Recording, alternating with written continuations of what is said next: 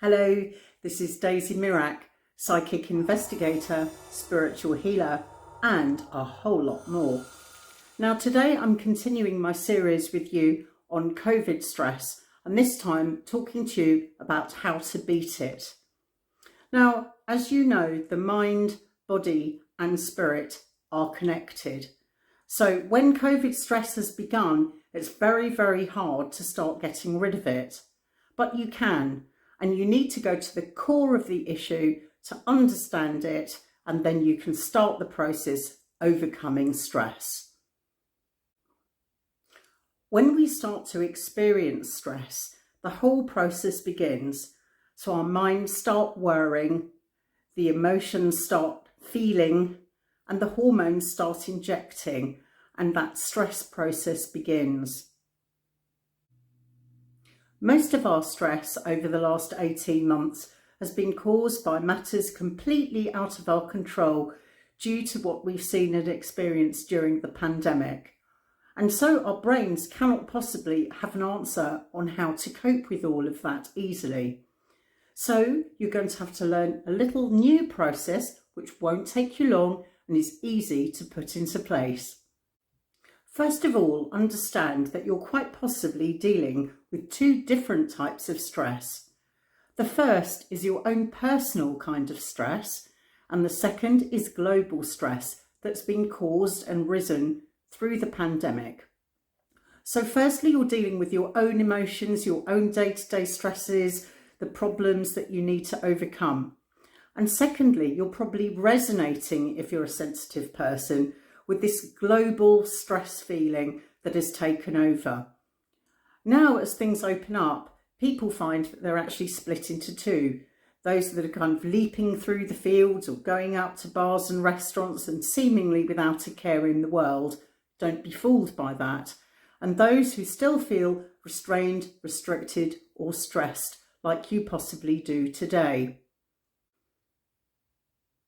Now, stress doesn't only come from the brain. In fact, from a spiritual healing point of view, it comes from many different places in the body. Now, if we look at the chakras, your stress buildup will probably be in your tummy area. And that is often why people find it hard to eat or overeat or feel sick to the stomach when they're suffering from stress. That area is also related to sleep. So you may have sleeping difficulties. The whole thing about the pandemic has also affected our root chakras because we're so used to having absolute freedom, doing what we wanted to do before, and then having been locked up, restrained, having to wear masks, all of these things have just completely turned many of our root chakras around, and those have been affected too, also causing stress. So you may have several different things going on in your body, and it's not only a thought process that you need to heal. But fear not, it can all be done at the same time with a few easy steps. Now, the first thing to do is to recognise that you are in fact stressed and to admit that to yourself. That's really the first step, and to say to yourself that you want to do something about this. You don't want that stress anymore. A helpful way to deal with this is simply to use an affirmation. So if you feel the stress coming up and building for whatever reason, you start getting annoyed where you perhaps wouldn't have done before, or you just start getting that panicky feeling that you're not coping as well as you perhaps would have done, then say to yourself, I am dealing with my stress. I am overcoming my stress. I am strong. I am doing this. And just keep saying that to yourself whenever you need to. The second thing is to say how you feel, because often when we're stressed, we try and hide that from other people. And in fact, that doesn't help us cure ourselves or to get better. So by just saying how you feel and starting your sentence with that, it can really help you. I feel annoyed at the moment. I feel angry at the moment. I feel a little bit nervous. Doing that will make people completely sympathise with you and probably ask you why. It's up to you, obviously, as to how much you want to say or not, but it is part of the healing process, because often it's by revealing those feelings and telling people that you can get rid of them and that you can clear them. Now, to deal with COVID stress, my next piece of advice is to stamp on all of the catalysts that might be helping to give you stress. So if you've become addicted to scrolling up and down on some kind of social media, that can actually create some kind of lack for you, because you can feel that you're missing out on positive things that people are doing or showing you or posting, and that you are having a life with a bit less than that going on.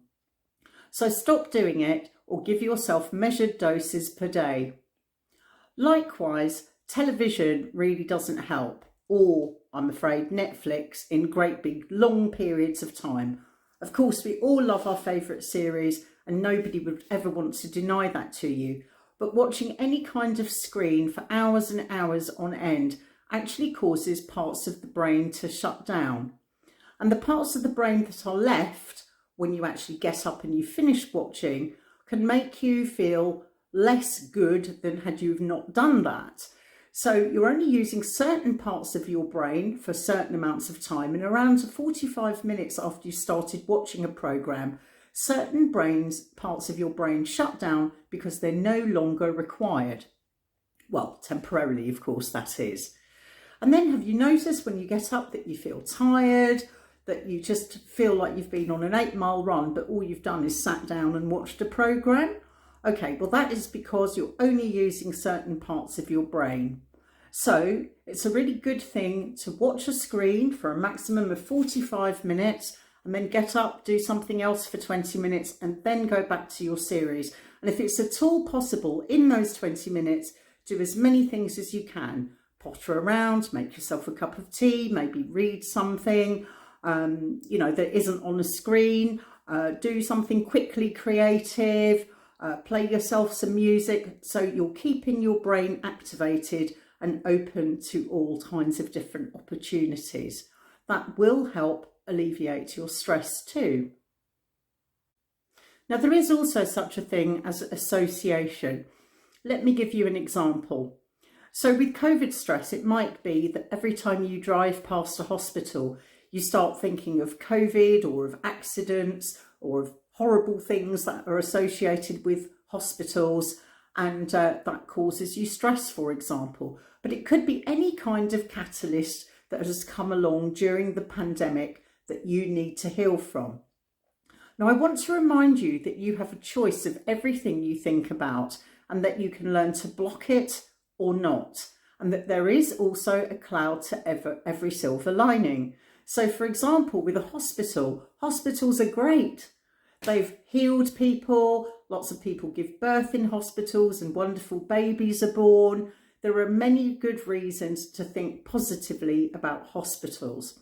So if you think about something that's causing you stress and you always think in a negative way, sit down and try and look at what the positive alternative is and train your brain to say, no, I'm not thinking like that, because in fact, hospitals do this and they do that and they do the other, and look at the bright side instead. Now, I could go on all day, but what I'm going to do is to make you another video giving you some more easy steps and really getting into the nitty-gritty of curing your COVID stress. So join me and hit the button to watch the next in my series.